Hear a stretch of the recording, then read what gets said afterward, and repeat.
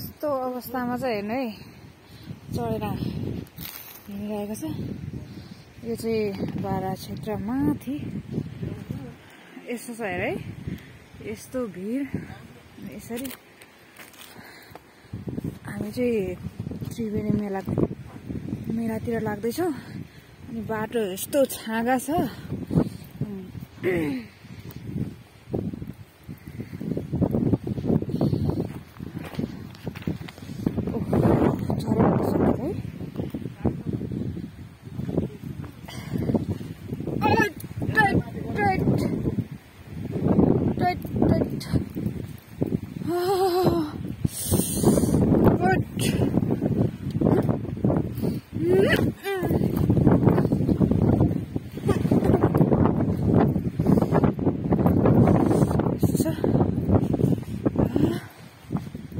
पनि आधा घण्टा माथि हिँड्नुपर्ने अवस्था छ अरे।